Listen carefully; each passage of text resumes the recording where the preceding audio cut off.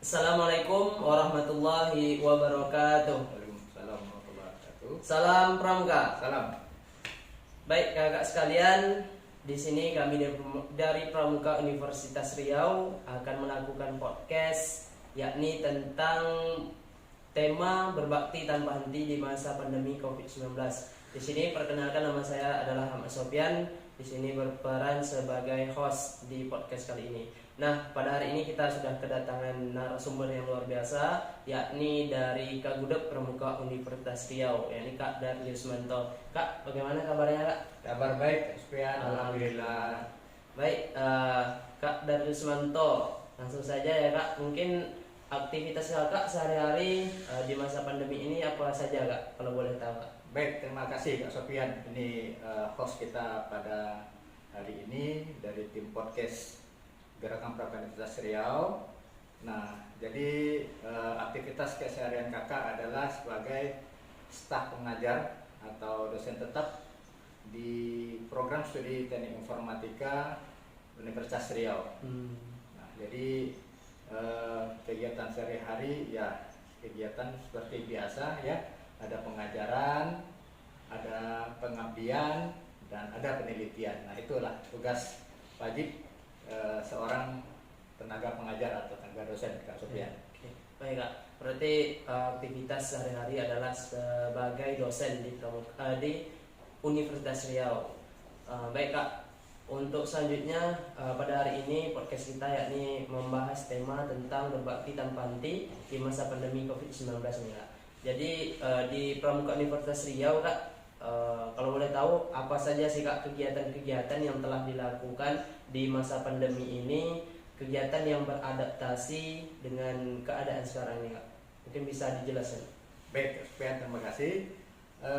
Sebagaimana kita ketahui bersama ya, jadi wabah pandemi COVID ini sudah berjalan cukup lama, sudah memasuki tahun kedua ya. Nah, mau memasuki tahun ketiga lagi. Nah, tentunya kegiatan-kegiatan kepramukaan yang kita lakukan juga pada masa pandemi ini cukup terbatas ya. Nah, jadi bukan berarti semua kegiatan kita hilangkan, namun kita sesuaikan.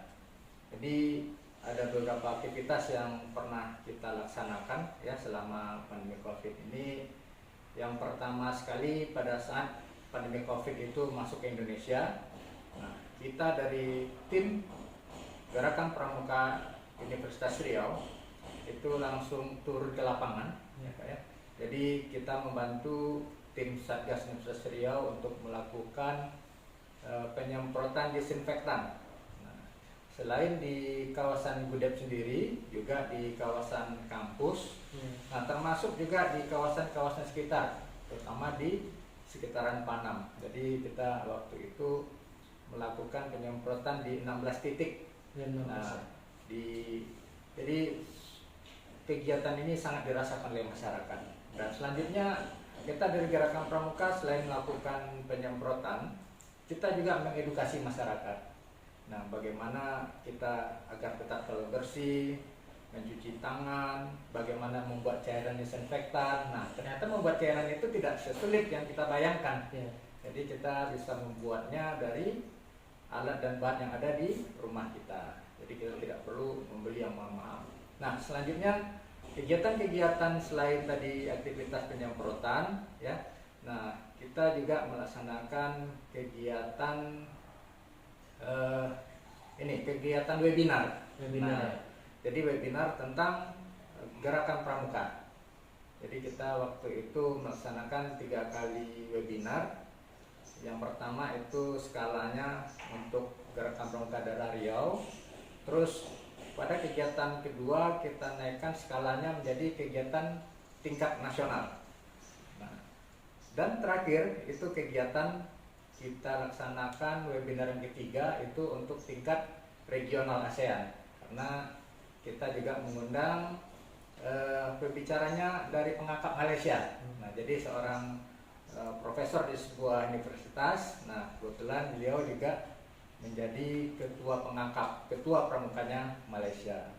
Dan untuk di dalam negeri sendiri kita mengundang waktu itu anggota Komisi 9 ya, Kak Dede Yusuf. Nah, Kak Dede Yusuf ini adalah aktor di era tahun 90-an. Nah, mungkin kebanyakan adik-adik tidak mengenal beliau, tapi beliau juga termasuk anggota pramuka yang aktif dan pernah menjabat sebagai Kapolda Jawa Barat selama 2 periode. Nah, jadi perhatian beliau sangat tinggi sekali untuk gerakan pramuka. Nah, terus kegiatan selanjutnya yang berkaitan dengan kegiatan tekpram, teknik kepramukaan. Nah, kita sesuaikan dengan keadaan saat ini. Nah, kalau dulu biasanya dalam kondisi normal, kita mau berkegiatan itu bersama-sama berada di lapangan. Nah, pada saat kondisi Covid kita sesuaikan, kita cukup berada di lapangan 5-10 orang dengan ini menjalankan prokes yang ketat. Nah, selanjutnya untuk anggota dan pembina yang lain bisa mengaksesnya via online ya, via daring. Nah, biasanya kita membuat menggunakan Zoom. Nah, terus satu hal yang sangat menarik ya, kegiatan yang tidak kita lupakan pada masa normal tetap kita jalankan di masa pandemi ini, seperti kegiatan berkebun, bercocok tanam ya. Nah, kegiatan berkebun ini kan ada TKK-nya loh, Kak Sofian.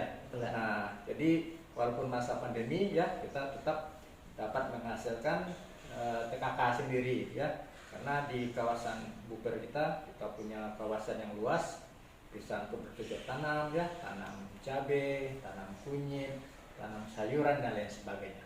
Jadi banyak sekali kegiatan yang bisa kita laksanakan di masa pandemi ini.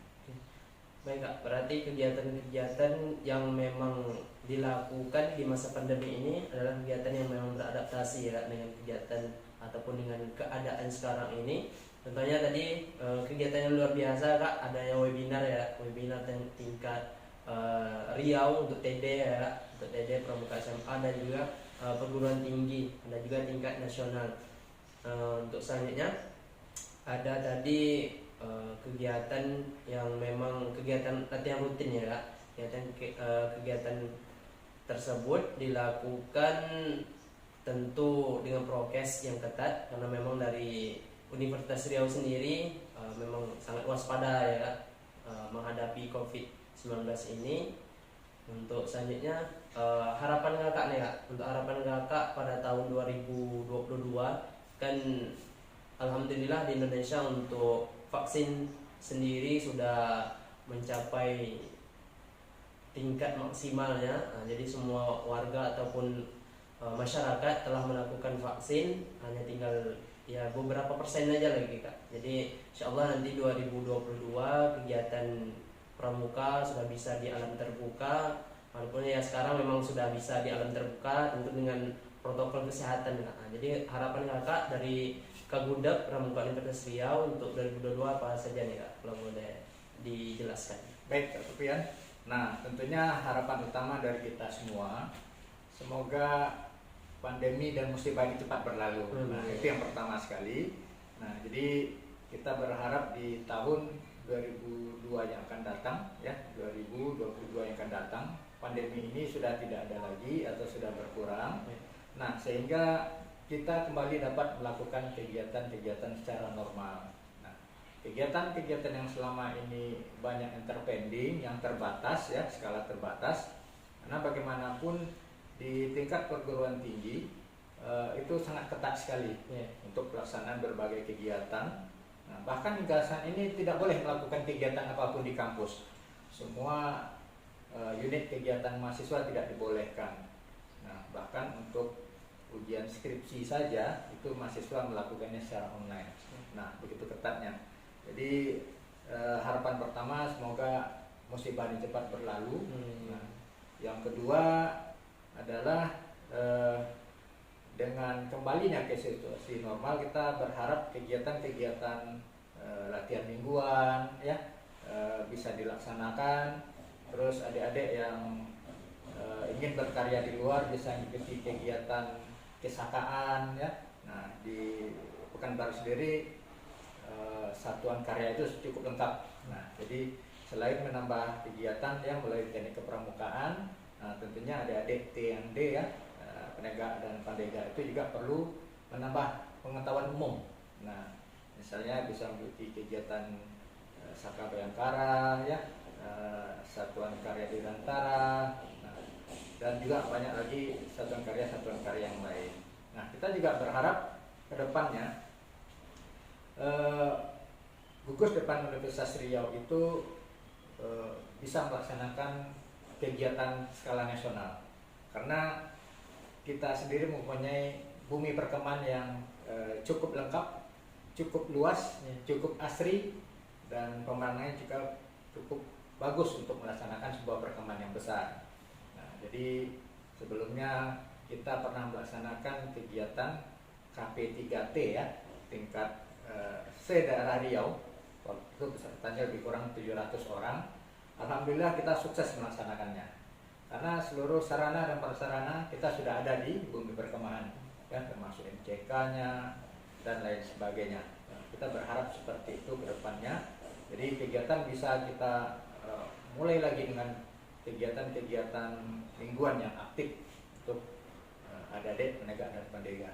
Oke, baik. Terima kasih Kak.